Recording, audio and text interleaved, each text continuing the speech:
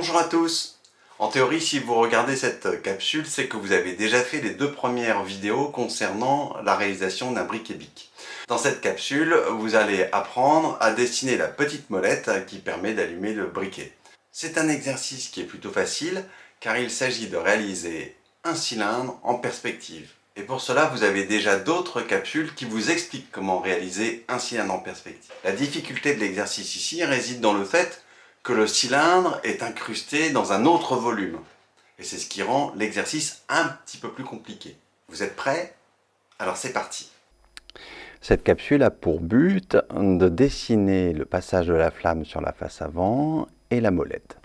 Nous allons commencer par clairement identifier la molette sur la face de dessus, donc la zone qui est en bleu ici représentée, et le passage de flamme, c'est le cercle bleu ici également représenté.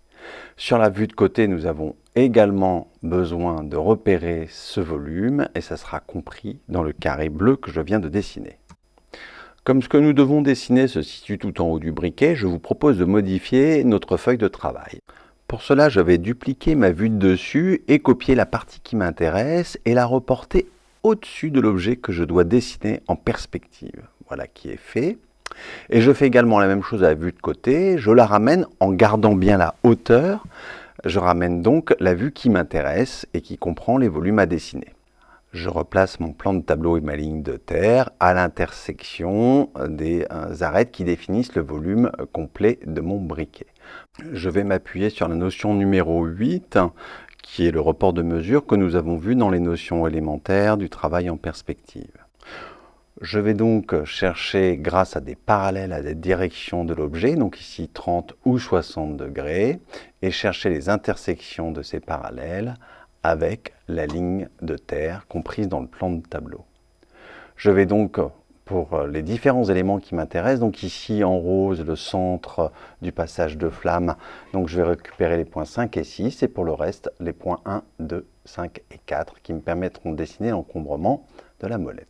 Bien entendu, je ne vais pas reporter en perspective et sur la ligne de terre les points 1, 2, 3, 4, 5, 6, mais sur une ligne de base qui correspond à la hauteur du briquet, en tout cas de la partie métallique du briquet hors molette.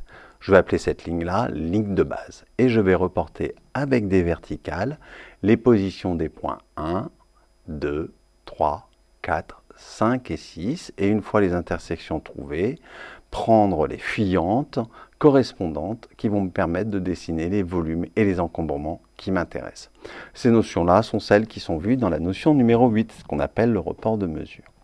En fait, dès que je trace une parallèle dans la vue de dessus, une parallèle aux côtés du produit, alors ça devient une fuyante dans la perspective. Donc pour les points 1 et 2, ce seront des fuyantes à droite, et pour les points 3 et 4, des fuyantes à gauche. Après avoir tracé ces fuyantes, je veux tracer la découpe dans la partie métallique qui me permettra de placer ma molette. Voilà qui est fait. Je vais donc chercher maintenant la position du point O, qui est le centre du cercle découpé dans le haut de la partie métallique. Pour ça, je vais passer une droite à 30 et 60 degrés par haut. Je récupère l'intersection avec la ligne de tableau, ce sont les points 5 et 6. Je descends des verticales et ensuite, fuyante à droite puis à gauche. Intersection de ces deux fuyantes donne le point O. Pour pouvoir dessiner une ellipse, j'ai besoin de son centre et d'un point, donc je choisis le point R. Je vais passer une parallèle aux côtés du volume, intersection avec le plan de tableau, je descends la verticale, intersection avec la ligne de base, fuyante à gauche, intersection avec la fuyante rose et j'ai le point R. On avait trouvé que l'ouverture des cercles à ce niveau-là était de 17-18 degrés, donc j'ai le centre, j'ai un rayon, l'ouverture, je place une ellipse avec son axe à la verticale, ce qui me permet de dessiner l'ouverture du passage de flamme. En décalant légèrement mon trace ellipse, je peux symboliser l'épaisseur de la tôle. Je dessine l'ouverture sur la face arrière en pifométrie grâce aux fuyantes vers la droite. Je nettoie et je finalise mon ouverture. Bon, il me reste maintenant à dessiner la molette. Je vais prendre une nouvelle ligne de base qui passe par la tangente à la molette sur ma droite. Je descends les points 1, 2, 3, 4 sur cette ligne de base, fuyante à droite et à gauche. Aux intersections, je monte les verticales.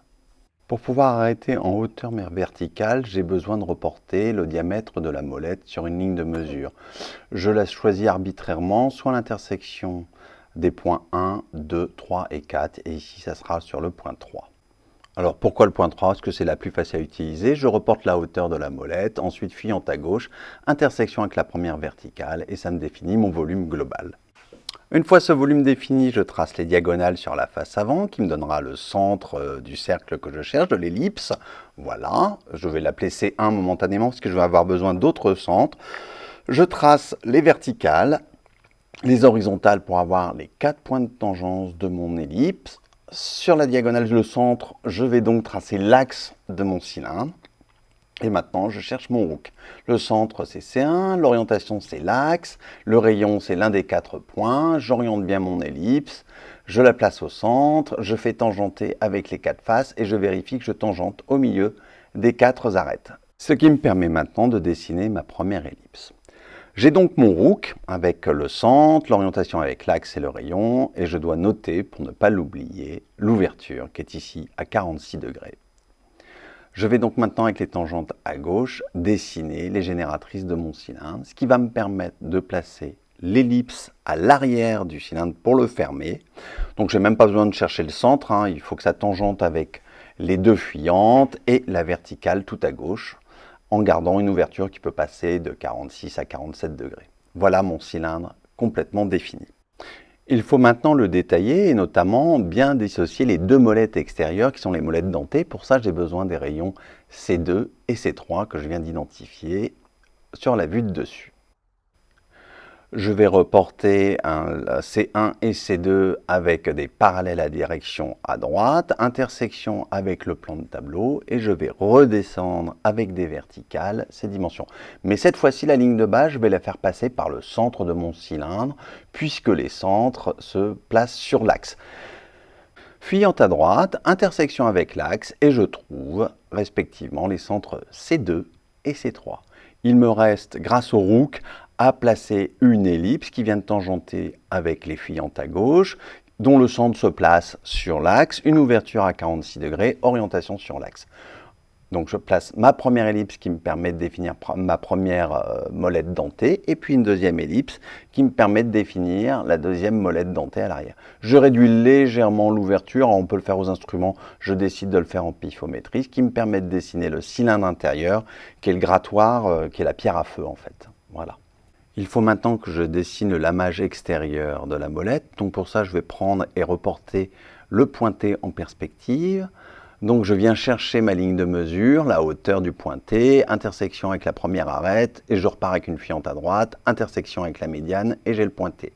Je place, grâce au hook, ma première ellipse sur le centre, orientation sur l'axe, 46 degrés, je passe par le pointé, je décale légèrement vers la gauche, et je fais l'intérieur. Voilà ma molette complètement définie. Je replace le briquet et j'efface le superflu. Et voilà, c'est terminé.